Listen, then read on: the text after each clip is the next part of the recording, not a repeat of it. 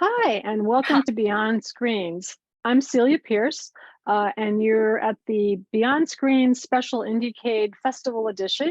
And I'm talking to Xing, Xing Kaur, who has been in IndieCade before, and for this year, her featured game is called Remembering August. And I think I'm going to start with, well, I'll say a few things about the festival first for people that are just tuning in. IndieCade everywhere, IndieCade anywhere and everywhere. I always mess that up. Is going to be online starting on Friday of this week, the 4th of November, and we'll be going through November 11th. The festival is entirely online. The digital games are all available through Steam. There's going to be an ongoing Steam event with the games being highlighted, and the non-digital games or the games that can't be sold on Steam will be also highlighted in video form. So everybody's games will be covered in Steam, even if you can't actually get the game there. If you want to buy tickets, you can go to the IndieCade website and buy tickets to the sessions, which are going to be on Zoom and Twitch. And the award ceremony will be this Saturday afternoon. So check out the website, IndieCade.com, for details. So Xing is here, and I've been a big fan of your work since I saw you at IndieCade. And was it 2018 when you did the Yeah, I think 2018 was a bird oracle. So yeah, bird oracle. like one of the last times I think I did anything in person. So it was really fun. And I love that game because it was a performance. And for people who haven't seen it, she wears a bird mask. And it involves a kind of a divination game, and there's a whole, like a little cart and everything. So it's a little mini installation and a performance and a game all kind of rolled into one. So I'd love you to just start broadly by sort of talking about how you think about your practice and like what you've talked a little bit to me before about it, but kind of how you see yourself as a creator. Yeah, I mean, I guess I see myself as sort of a jack of all trades, but I think I identify primarily as an experienced designer. My roots are in theater, which is why like the Bird Oracle was a very like normal, I mean, it's like, yes, performance art. Of course we do performance art. Of course we do installation art. All of these things are essentially, set design and theater.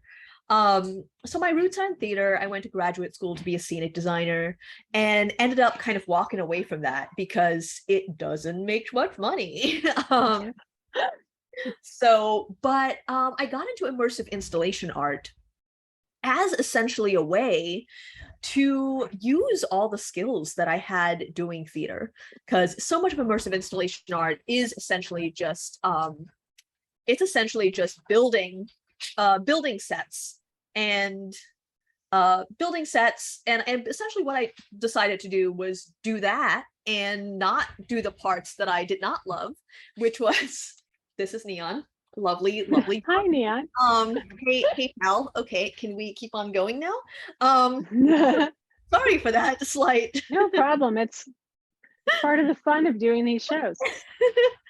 But anyway, so the kind of immersive installation art I used to build are essentially sets, are essentially rooms that just don't have actors in them. And what these rooms do is that they invite the audience to play. So someone steps into my room and they very like naturally and intuitively fall into the role of an actor. Like I'll put a counter in it and people will just kind of step up. And the moment they step behind the counter, it's such a natural thing for them to just say, hi, how can I help you? To the next person moving in. So they just start to inhabit these spaces in such like an intuitive and natural way. So I think of myself, like of the work I used to do and still do, as kind of the work of creating spaces to play. And what happened at the start of the pandemic is that doing this work became a lot harder because you couldn't hire people to help build your work. And I've been thinking a lot about trying to bring this kind of experience design work into smaller spaces. Anyway, a sort of like a sort of at-home theater experience. And around that time, one of my friends, Jian Shim, invited me to collaborate with her on a game. And that's what kind of like simplified everything for me. I was already working on a whole bunch of like little experiences at the time, and learning more about games, learning more about the independent tabletop game world specifically, kind of just made it clear to me how simple and intuitive a game could be. I think prior to that, in my mind, because I did play a lot of board games, I played a lot of video games, and I played D&D. It was like, oh, a game is complicated. A game has a lot of parts. It has cards. It has dice. And this collaboration made it so clear to me that like, no, what I was already making games. And so very soon after Field Guide to Memory, which is our collaboration, I released a game called Amending. And Amending was this mashup of embroidery and narrative storytelling and map marking. And in the game, you sort of basically embroider a cloth map as you play a game. And it was during this process that we ended up coining the term keepsake games to describe a type of game, where the process of playing the game produces a like beautiful physical object. Well, whether it's beautiful or not is really up to you, but where the process of playing the game produces like a keepsake object. And so I sort of molded that term around the work that I'd already been doing for years. And Remember August is in that tradition. So wow, I love that term. And it's funny because there have been several games in IndieCade that have that. Absolutely. And even some of my own work my own game design work has been sort of really borrowing somewhat from like avant-garde art movements of the 20th century, where a process produces an artifact, right? Yep. So that's really, really interesting. So that's a nice segue into Remember August, which is also the letter writing game emerged as a form during COVID, and we've had a few of them pass through. IndieCade, yeah, so like there's a Regency themed LARP called Romancing Jan, right? And this is Athena Peters and Cantrix, and I was rooting for that game last year. Well, it's funny because I actually had tickets to the last spring, the show that they were doing here in Boston, and I got COVID. Oh no! I couldn't go. But anyway, yeah. So that's one example, and there've been a few others. But I'd love you to tell us a little bit about the game and just what the ideas were that went into the design, and how it might, how someone might experience it when they're playing it. Yeah, totally. I mean, first of all, I just to backtrack a little, I love Romancing Jan. That is like such like a beautifully thought out game, and so much work and like moderation goes into it on just kind of this regular like monthly basis. And I love that structure. I think it's incredible. And after seeing kind of the process that they went through to make that game, which is incredible and complex and requires so much attention, I really wanted to design a game that requires less attention. It's very labor intensive. So labor intensive, and so impressive. And I personally do not have the wherewithal to make a game like that. And I wanted to make a game that could be really replayable, and that also like someone else could essentially GM, basically. So let me show you kind of what Remember August looks like. This is kind of a compilation packet. It was actually run as a live game that took place in February 2022. My remember of dates is a little shifty. And this is the version that was sent out to people who bought the entire thing. And it's kind of basically the archive of letters that everyone was sent. So players during the live game would receive these letters. They were all numbered 1 to 8, and they would receive, I think, 2 letters a week for an entire month. That was basically their friend August, who is slipping through time. So she's ending up in different time periods because she's gotten unanchored from her life. Because she didn't keep in touch with people. She was a bad friend. She put her life into work. She poured her life into work, and now she's lost in time, and no one can find her. And you are the only person that whose address she has, and you are capable of like anchoring her in time by remembering your relationship together. So players would receive these letters. This one is a letter, I think, from 1884. It is specifically actually from my hometown in Malacca, which is currently Malaysia. But at the time, in 1884, it was still part of British Malaya. So I was using this game as an opportunity to kind of put little personal touches in. But this letter basically goes, I know you don't know me, but you're the only person like I remember, and I'm really hoping you remember me. And each letter asks some questions, like, and gives you a little bit of history of the Bureau of what's it called? The Bureau of Time Disruption is the organization that August worked for, which she gave her life to, and is resulting in her current issues. So yeah, each of these letters has some prompts. This one says, when you write that, can you tell me something only we know? Tell me the story of the day we met, when we were both 7 and careless. Tell me what I looked like flying down the street on my bike. Tell me how I looked like as I crashed gloriously into that ditch. Tell me how you looked down at my pathetic, bruised ego and self and offered me your hand. All of me remembers some of you, August. Oh, so nice. These letters continue, and I believe the second one is a little postcard. This is a postcard. This is August's note to you, and this one asks the writer, can you tell me about a time we were happiest? Do you remember? My memory of those times is faint, but my memory of you is not. With a memory of better times, August. This dog might just hang out. We're just gonna get used to. That's fine. Totally fine. Of this. Totally fine. His name's Neon. He's perfect.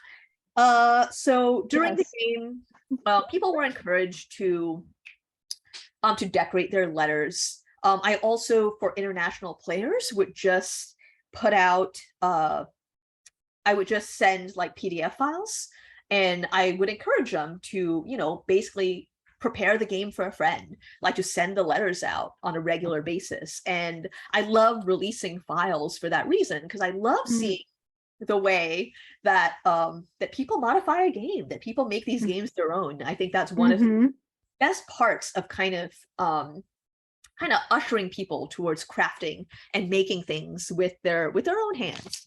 And I mean, so much of game design, especially like narrative tabletop game design, feels like you're really writing half a story. Yes. You're writing half a story, and you're essentially just building the structures for someone else's creativity. And that's one of the things that I just like love most about this form. Yeah, and so let me go through some of these other letters. Some of the letters are pretty cool. This one's letter 5.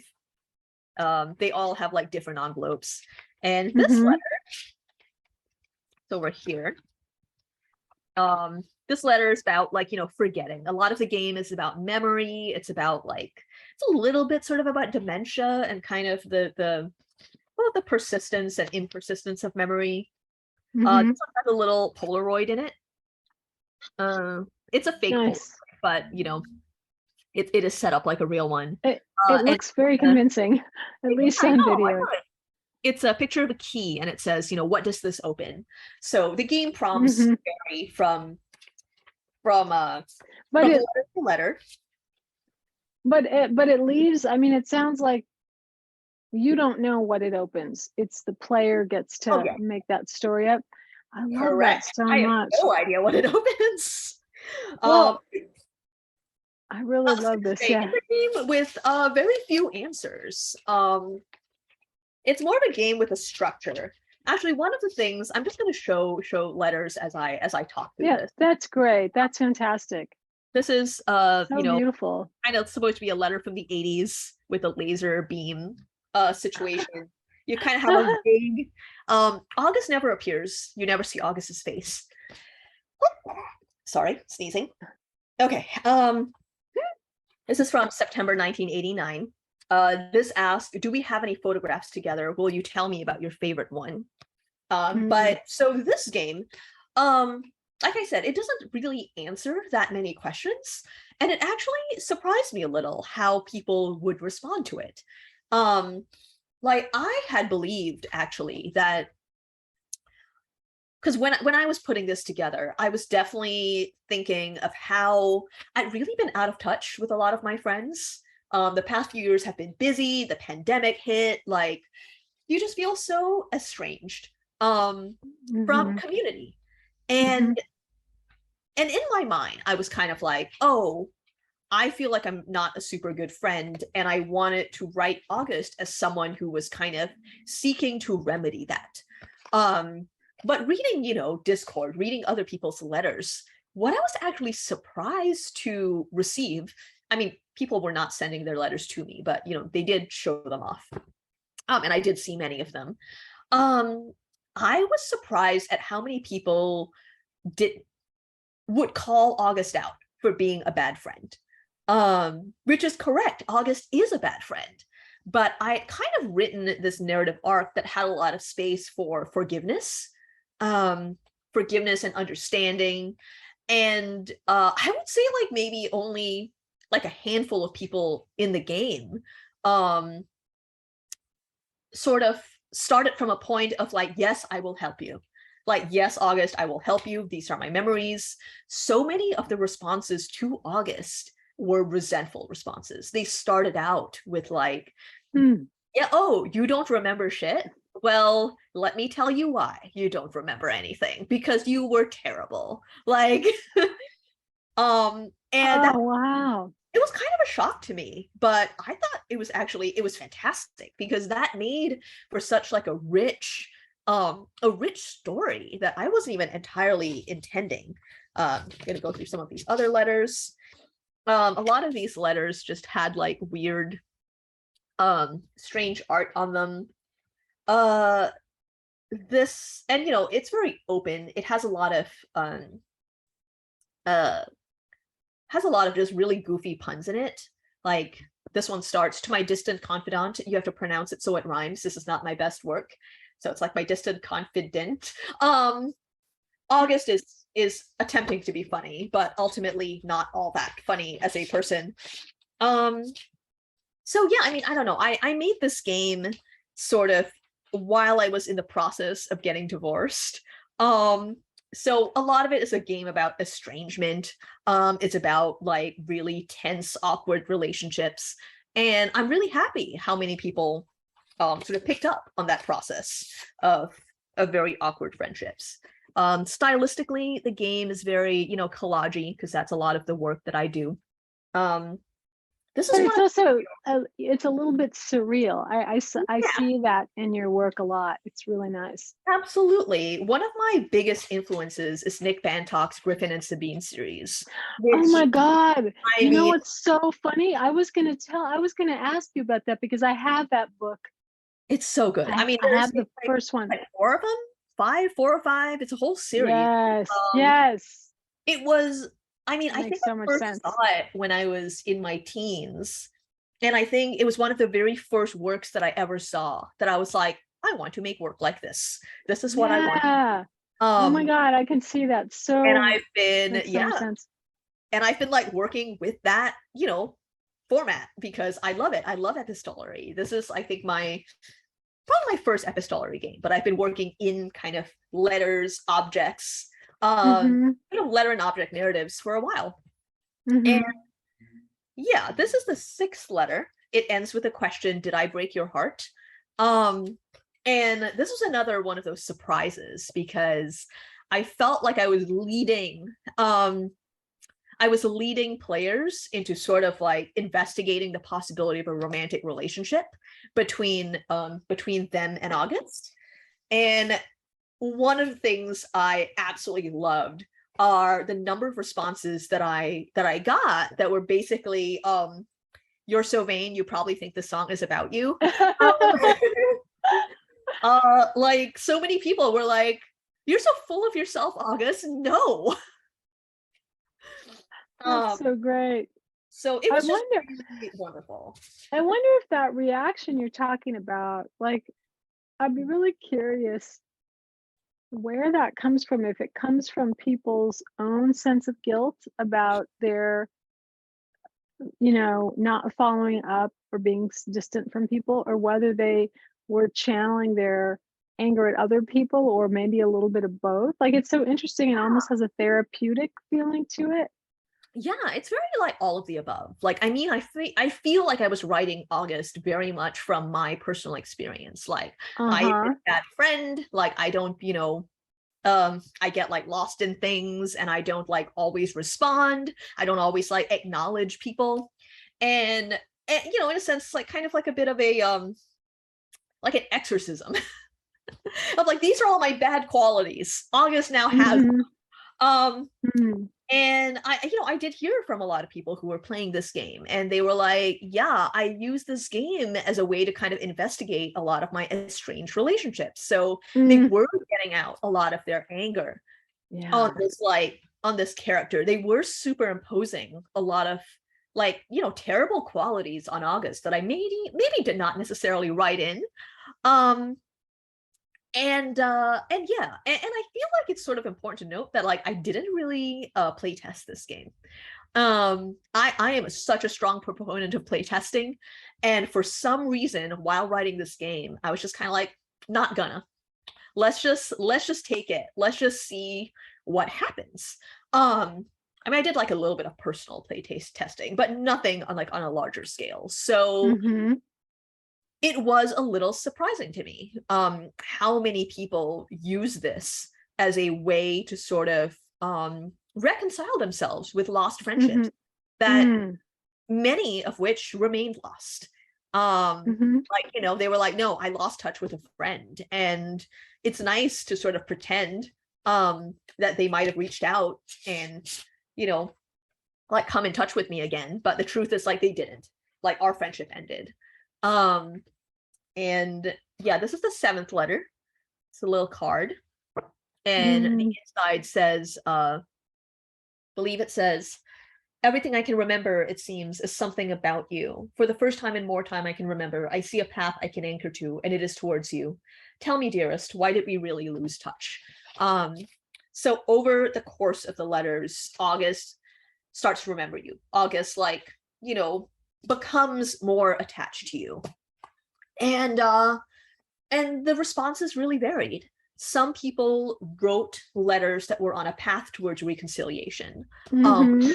absolutely, it was what I expected. Um, Uh-huh. and the very last letter, it's from like the 70s, I think, and it's from like a hotel in Los Angeles. It's a 2-page letter. Um, and And August says, I still do not truly understand what our past is, but I can see so many of our futures. I'm happy in every single one of these futures that have you in them. Tell me about our future, and then tell me where I should meet you. Yours, always and forever, in defiance of time, August. And that is, it's intentionally a vague close. Um, and yeah, people took it a lot of different ways. Like some people were like, yes, we are going to reconcile. This is where we're going to meet. Let's embark on our new lives together. And in that, I was very inspired by a book my friends wrote called This Is How You Lose the Time War. It's by Max Gladstone and Amal Motar. It is a time travel book between two rival spies, red and blue, who fall in love.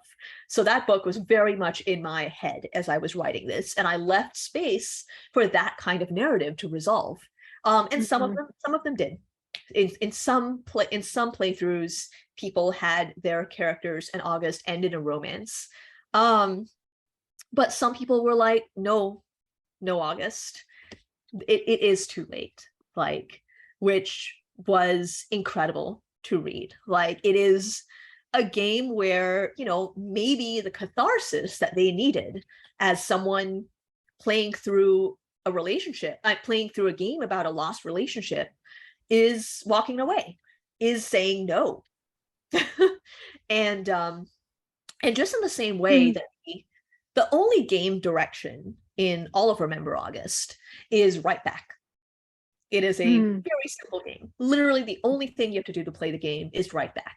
And no matter how you respond to the last letter, you get the last word. The player gets the last word. August will never write back to you.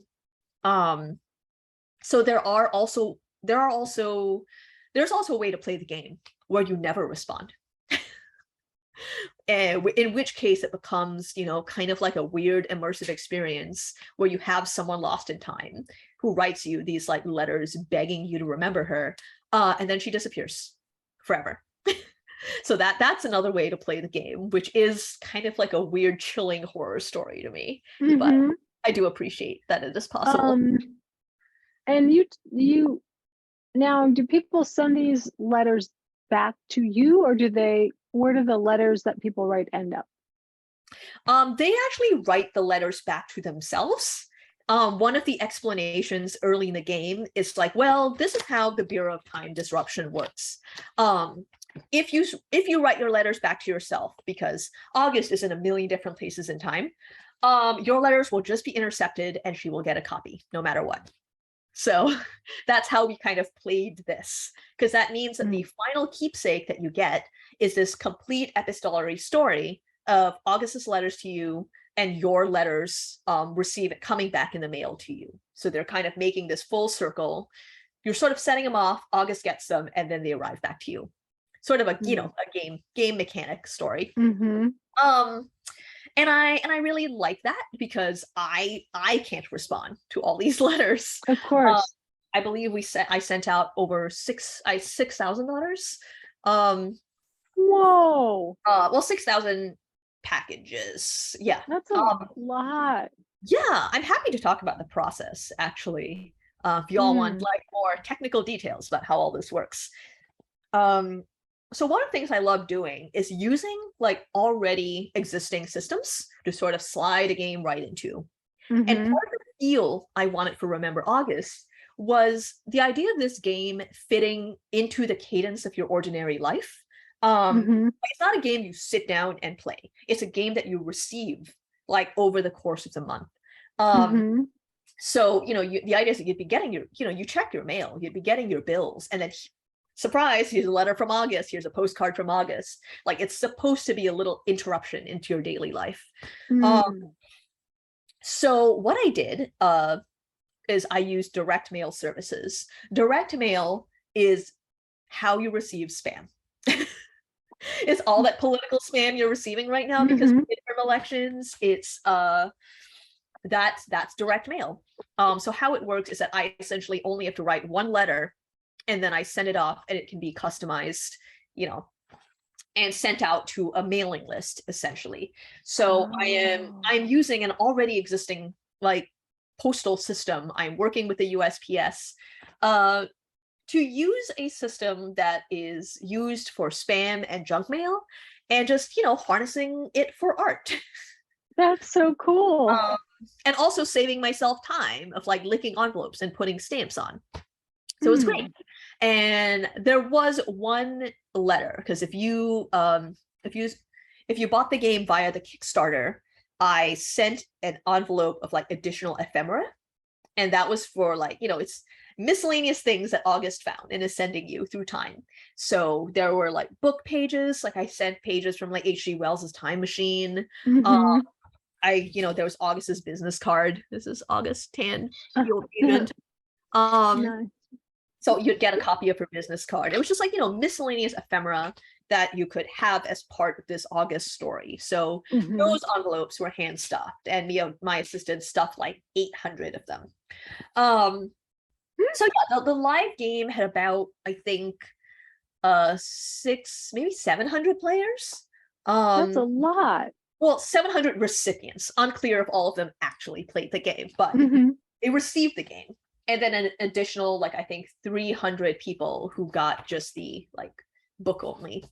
Maybe 200. Were they all Kickstarter, or did they purchase it through other means? Kickstarter, it was available via my web store. And also I run like a Patreon subscription where I send mail to people. And all of those people received like the final booklet, if not the 8 letters, the 9 letters that were sent out. So yeah, it was a really fun experiment. Yeah, I learned a lot. One of the things I really like about the design is the open-ended, the story is open, but it's also very specific. It is. And when you were reading that, there's something very poetic to me and very clearly crafted about the wording.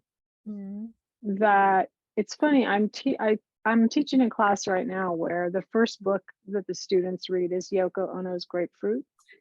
I was just teaching a keepsake class, keepsake game class, and like Fluxus Scores are one of like the very first right. And so that I list. But the way I teach it is I go, look, your job is to write instructions. Yep. And these are very carefully crafted, very minimalist instructions. And they take some information out, they leave some information in a very deliberate way. And as you were reading those things, I was like, wow, there's specific things in there, and then there's stuff that's deliberately left open-ended. So you don't feel like you're speaking to a generic person, right? The person has a personality, even though you've left the story open for the player to participate in crafting. It's really hard to do that, I think. Yeah, I mean, I know I said I did play tests, but I did go over like who August was like so many times. And, you know, the way she writes, I wrote her, like, you know, she's kind of like an overwrought person. Like she's a little irritating.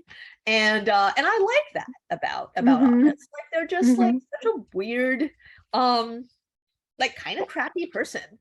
But you know, with just these really strange moments of intensity. And yeah, no, I you know, think of Grapefruit as such like a launching point for a lot of my work as well, and it has been such an inspiration. The thing that lives like rent free in my head, it's like, I think it's like Collection Game 2 or something. It's like break an art museum into thousands of pieces and reassemble it. And really that entire series, it's incredible. The other thing that lives rent free in my head is like Alison Knowles's like Proposition 1, make a salad. Yeah.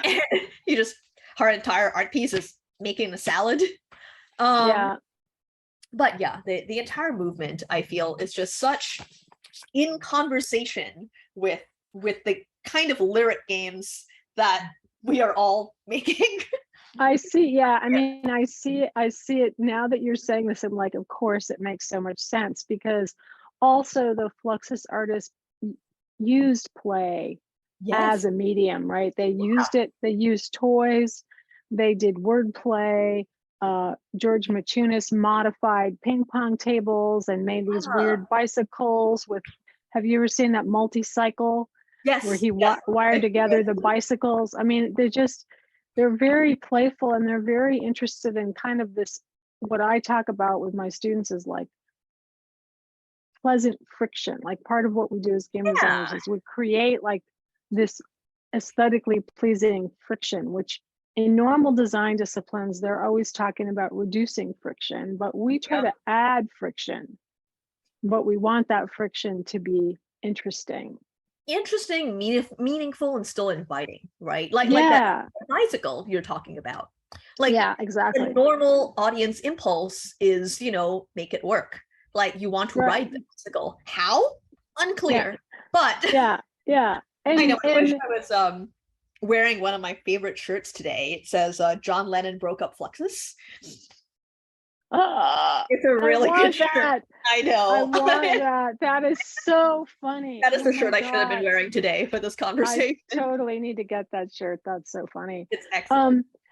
One of the things I wanted to also mention that kind of as a another angle on this that I think is really interesting is, and particularly in the playable theater space, which is the space that I'm working in now, and what this my monthly episode of the show is specifically is about theater type work.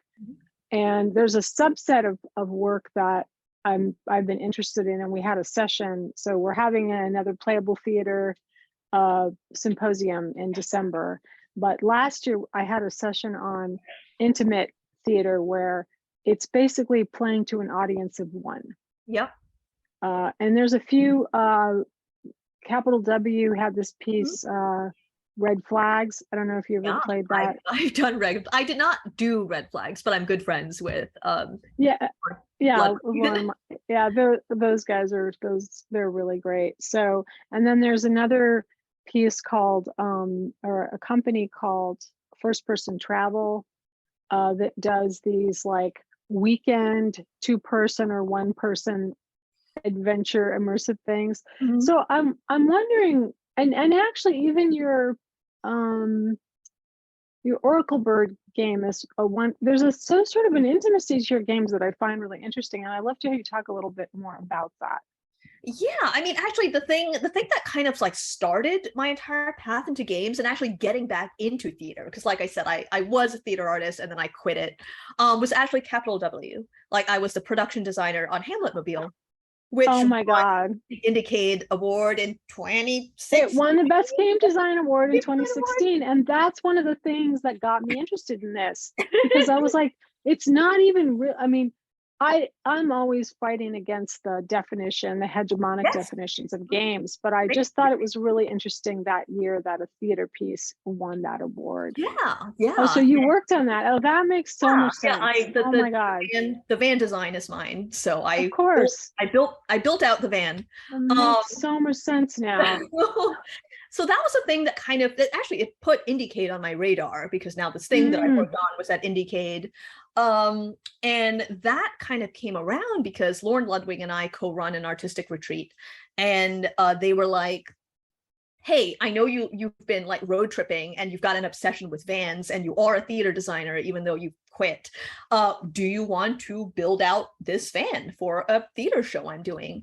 And I did. And that was my first step back into like production design and scenic design in a while, in like maybe 5-6 years. And I loved it so much.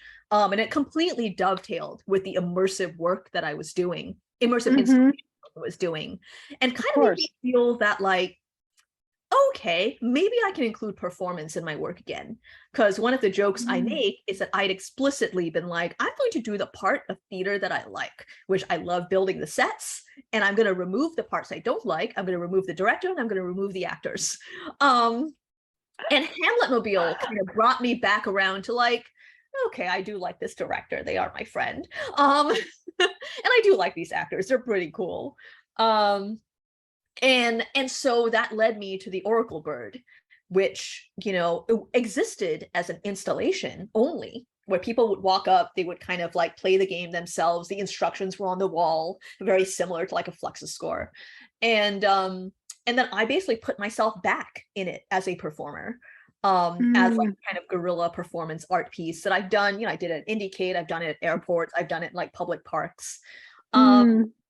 So yeah, so I guess like in a sense, kind of my path to sort of this playable theater work is very much like intertwined with IndieCade because of Hamlet Mobile and my work. Oh, that's very cool to hear. I love these stories too from people about like the weird angles that IndieCade kind of had in there. It's interesting because so this makes me want to talk about one of my soapboxes to do with immersive theater that I think you may resonate with. One of the things, so before I got into indie games and academia, I was a theme park designer. I worked in the theme park industry and in the museum industry. I made physical and virtual narrative spaces. And when I started going to immersive theater shows, and particularly Sleep No More is the one that kind of really kind of got me worked up about this. I was really frustrated because as I was going through the space in New York, and I've been a few times now to see it, it took me a few, like 20 minutes to realize that the space was not going to give me any information. Like I was in the space as a game player going, this space is trying to tell me a story. And I got 20 minutes into it, and all of a sudden I realized, no, it's not. It's just here as a background for actors. And I thought that was such a wasted opportunity because so much of that story could have been woven into the scenography, but it was just there as, very aesthetically pleasing and immersive set dressing, but not meaningful in any way regarding the narrative of the story. And Yeah. as a theme park designer, this really rubbed me the wrong way because I'm like, you're just wasting all the money on this space and not putting into it the storytelling. And I was able to go to they had a lab for a while in the UK called it was called Fallow something or another, I forget, but they took over a soundstage and they built this little village. Mhm. And they were trying to address this problem. Like they had designers there who were trying to make more story-rich spaces. Unfortunately, their new show that they have that I just saw in June doesn't really take advantage of any of that work that they did. But when you were talking about the actors and the directors, I'm like, that's kind of not that I wasn't interested in the actors and directors, but I wanted more out of it than just that. And so Yep. I can kind of really understand what you're saying because you're like, I want the space to be more of a leading character, Yeah. right? And the space as story. Like the other, my other influences are things like Mist, like, the early influences, obviously. Yeah. Things where like, oh, the story is in letters. You can actually open a book and read it and to also go beyond that. Like, how do we communicate narrative beyond just letters? Because when you're in a space like this, like you can communicate so much by like lipstick on a mug, and Exactly. And that's funny that you mentioned that because that was one of the things that I saw in the first room in Sleep No More. I saw lipstick on a cup and I was like, what does this mean? Whose lipstick is this? Yeah. And then there was no answer. Like follow it. Like you wanna, yeah. I was talking earlier to another IndieCade finalist, actually, Giancarlo de Jesus. Do you know him? He's from the Philippines, and he made this piece called Catapuneros. It's a LARP about the Indonesian Revolution, and he was talking to me about the idea of forensic storytelling, which is how I've described Mist. The genre of Mist is that the story has happened, but you are encountering the evidence and the artifacts and the ephemera of the story. So that's a particular style, right? That's very common in games. Like stories about someone's stuff. Yeah, exactly. But if you're gonna make a story about someone's stuff, you gotta like really fill it out. Like I remember at Hamletmobile, actually part of like why I ended up like making a lot of my own work after Hamletmobile is because I did like hide a lot of things in the set. But because of the length of time that each audience member would spend with the space, they wouldn't generally be left alone to poke around. Like if you open the first aid kit, there's like a little joke there. The only thing in the first aid kit is whiskey and condoms.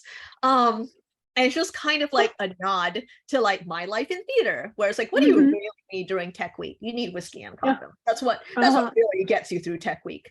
There was a 5-gallon thing of cheese balls in the cabinet. For snacking, there's a little bookshelf where all the books are Hamlet. Or like very Hamlet. And yeah, we did like, I did so many little things to that. I think there's actually a Sleep No More mask hanging up in like the little prop bin in Hamletmobile. But yeah, put so many little things in there. All the a lot of the show postcards, we'd actually asked the actors and people who worked on the production to bring in their like old show cards and their old show postcards, and we put all those up. So nice.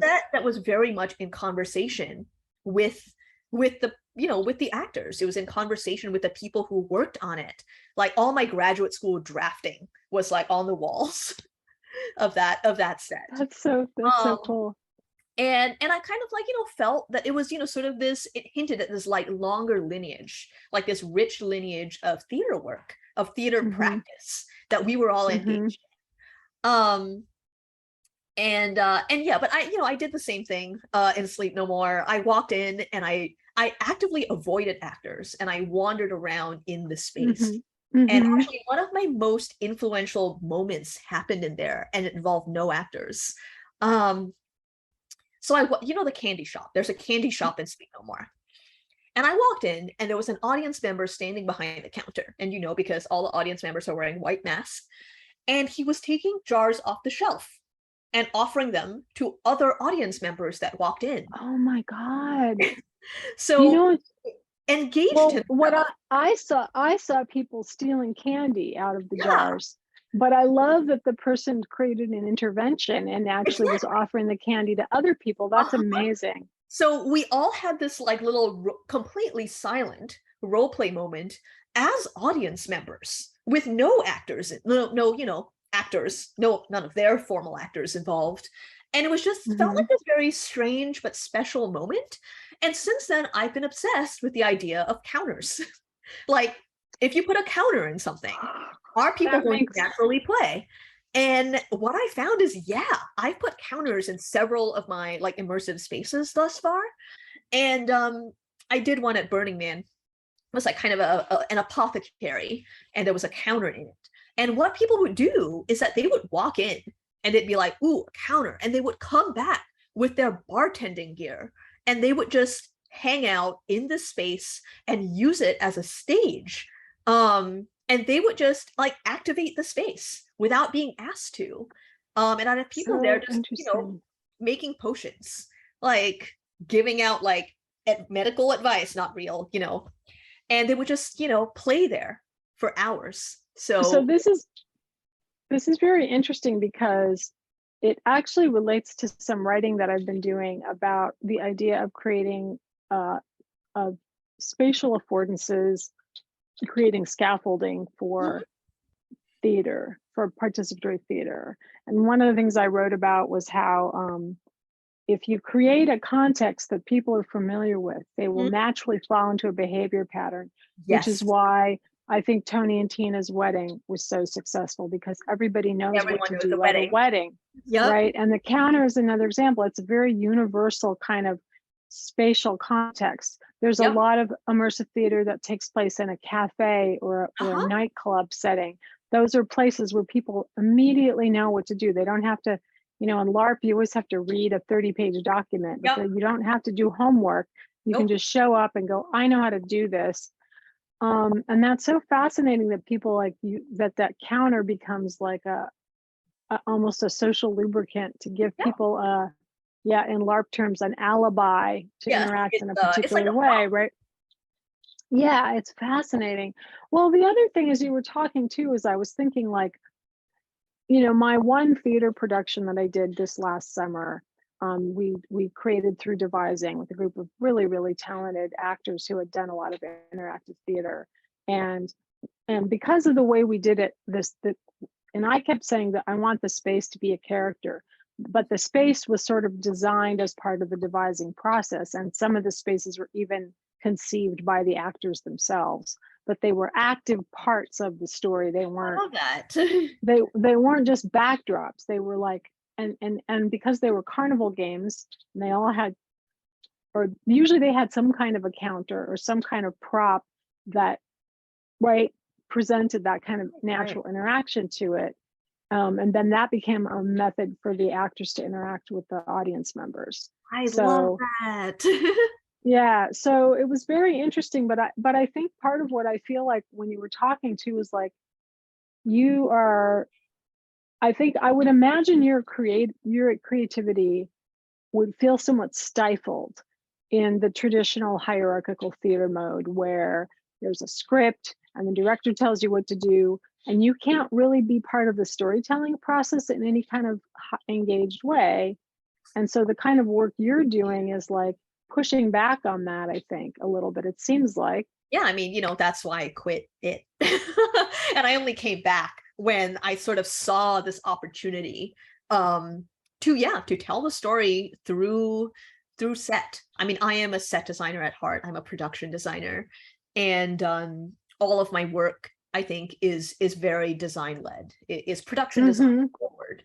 So even with the Oracle Bird, I mean, I feel like my game design systems are extremely simple, and largely based on kind of a lineage of storytelling that already exists, right? Like with Remember August, it's like, what's a game design system? It's barely a game design system. It's writing letters. You just write back. But everyone already knows how to write back. Right.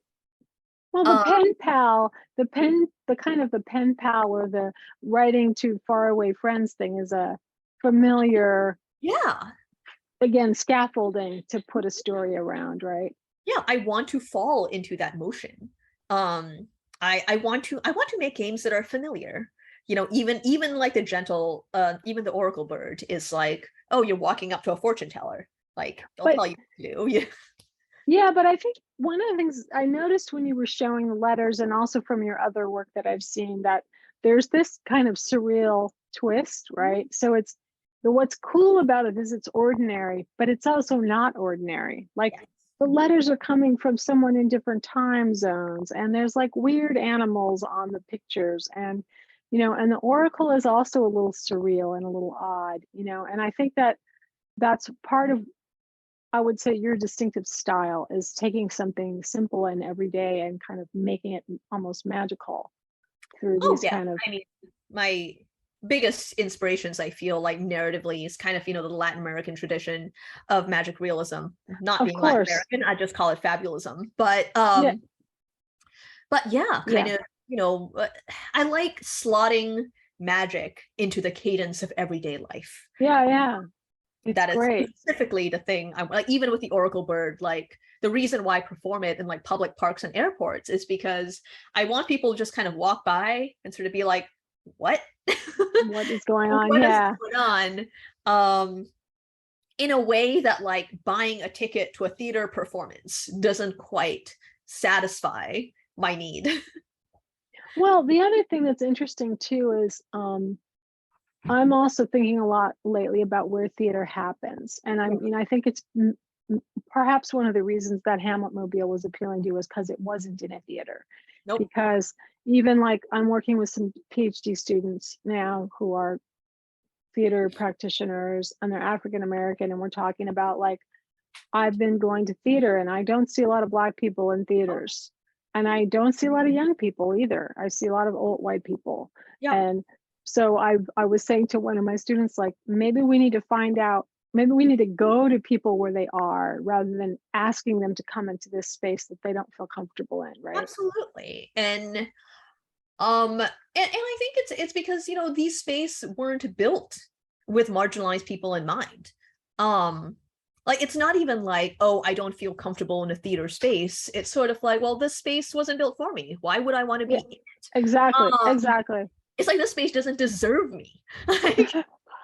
So but also by putting things into daily life, like Hamlet Mobile and like Oracle Bird, it brings the magic.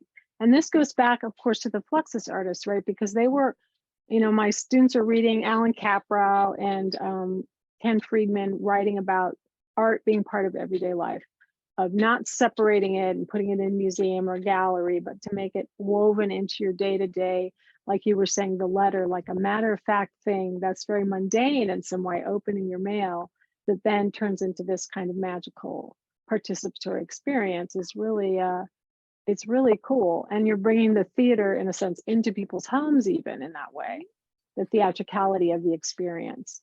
Absolutely. It's really cool. That's exactly with the few moments we have left, I'd love to hear about either what you're working on now, what you're thinking about now, or like what you want to do next. Oh gosh, I have I basically always have a smattering of projects going on at the same time. The thing I'm working on most now was like, I'm working on a tarot deck, and that's something I've actually never really been drawn to tarot as like a divination mechanism, but I Mhm. love it as a game device, which is, you know, kind of its roots in like European histories as a game mechanism and less of a divination mechanism. That's Mhm. something that kind of came out of like the United States, really. And I've been like toying with this game called it's sort of like the end of kind of the Oracle Bird arc. It's bringing that back into homes and like passing on the Oracle story. So I'm trying to figure out Mm. that game. I Mm. just finished an epistolary story. This is more of a narrative. It took place over 6 months, called The Unset Motel. It's about a motel that eats people. Like basically your friend moves out into the desert, she falls in love with a motel, is kind of the short pitch for it. And I'm Mm. just finishing that one up now. So So you're finishing running it or you're finishing designing it? I've finished mailing it. So the last letter ought to be dropping Uh-oh. soon. Yeah, that's kind of what's on my plate right now.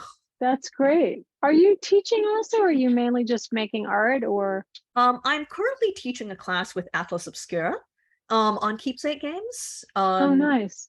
I taught the first class yesterday and it was really great. And I think, you know, the class I'm teaching feels like it's maybe very similar to what you're doing with like art and Mhm. experience design and theater. So it's really an experience design class. We're just using keepsake games kind of as a wrapper to explain, you Mhm. know, to have a project that we can finish in a month. So I'm doing some of that teaching. I'm doing workshop work. Building out my wood shop in Los Angeles so I can teach like puppet building classes, Oh, specifically nice. marionettes. That's so I've great. gone down, my pandemic hobby was marionettes, specifically like traditional, like Czech rod marionettes. So Making them? building them, yeah.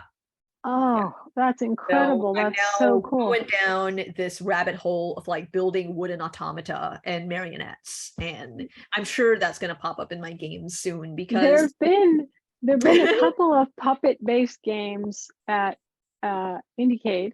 Ooh, There was one called Socks Incorporated, which was a participatory game where people would make their own sock puppets, and I then would they love had to that. do certain missions and document them.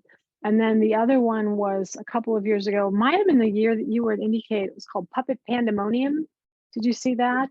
I It think was a so. hand puppet interactive show with buttons, and like you Oh basically yeah. Oh, make that's really choices. And of great. course, yeah. So I love that. I Oh, think puppets. puppets has a great future in games for sure.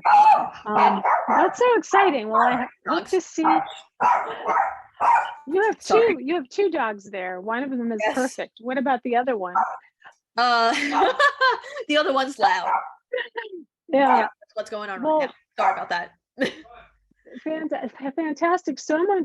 Thank you so much for coming on the show. I was Thank when I you for saw that you having were in the me. festival, I was so excited. I'm like, I want to interview I Shane. So know. I'm glad I'm so glad. I'm so glad it worked out. It's so good to see yeah, you again. It's it's just great to see always you. a Yeah. joy talking about you. And What you do is well, so interesting. thank you so much. And it's great talking to you, and it's very inspiring. And I definitely want to follow up because I want to work with you now. Same. If Same. you still want to collaborate with people, I do. Yeah, that would let's be do so it. cool.